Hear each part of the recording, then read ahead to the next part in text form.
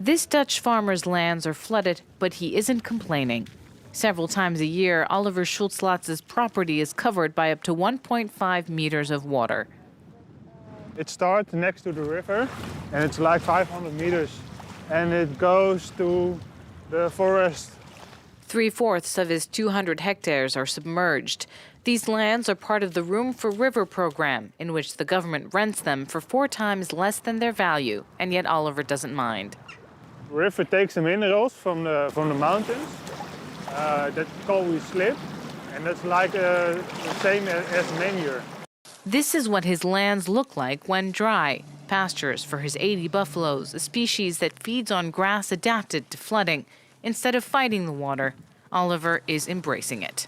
Before we make the dikes higher and higher, but it's costing a lot of money. So it's easier to let the river coming. We are supposed to do something back to the country.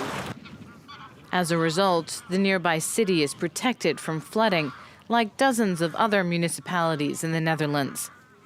But nature isn't the only force at work here. Dikes were pushed back, floodplains lowered, and lastly, the riverbed was made deeper.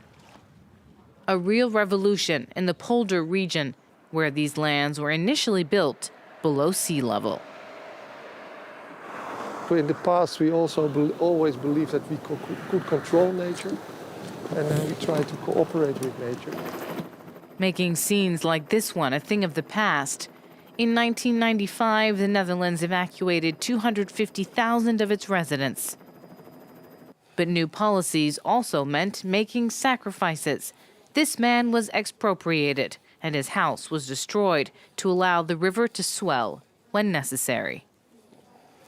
This is my house, and this was the dike, and after that we're going down a bit, and then there was my front door.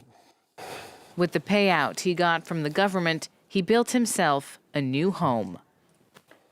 If it's necessary to keep the feed from 200,000 people dry, if they gave us a nice price and the possibility to rebuild again. Around 100 buildings were displaced in total in an area that welcomes visitors when there's no flooding. We organized this landscape, the agriculture, and now they bring it back with trees, with rivers, with water. It's a good thing. Several billion euros of state funding to allow rivers to swell with the tides. Since the 1990s, flooding has caused no major damage in the Netherlands.